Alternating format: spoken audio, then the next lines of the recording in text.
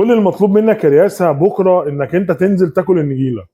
مش مهم التشكيل ايه، مش مهم مين بيلعب، مش مهم مين اللي هينزل، مش مهم اي حاجه غير ان المهم لو انت كلاعب في النادي الاهلي النهارده ولسه مش مقتنع ان انت عندك مهمه قويه جدا نادي تأديها في ارض الملعب، ايا كنت مين اللعيب وايا كنت مركزك. لو انت لسه مش مقتنع ان انت عندك مهمه كبيره جدا بكره قدام بيراميدز، لازم تنزل ايا كان انت مين، تنزل تاكل النجيله. فانت هيبقى عندك مشكله كبيره جدا جدا جدا في الماتش دوت. فمبدئيا كده انت لازم بكره تكون عامل حسابك اللي انت هيتجز عليك جامد وهيتلعب بغل كبير جدا. وقالك شفت ماتش الزمالك كانوا بيلعبوا بحنيه والدنيا كانت جميله ازاي؟ لا لا لا، كل الكلام ده انساه.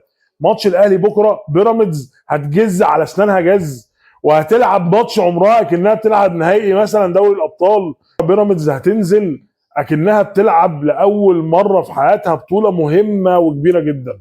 فانت لازم تكون على قد الحدث دوت، ولازم تكون على قد الحدث ان انت محتاج كل ماتش جاي. الاربع ماتشات كلهم مهمين، الاربع ماتشات كلهم كاسات، الاربع ماتشات كلهم نهائيات.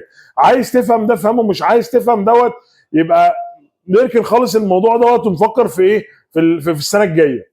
هينفع باي حال من الاحوال تخرج تعادل او تتغلب، مش هينفع باحوال يكون هو الابر هاند عليك ويدخل جون عليك في اول الماتش. مش هينفع باي حال من الاحوال تكون انت مش مركز وقافل خطوط لعبك وبتلعب على المفاتيح اللي عنده المهمه عشان تقدر تقفلها كويس وتقدر تطلع بماتش مهم وتقدر تطلع بنتيجه كويسه ان انت تكسب.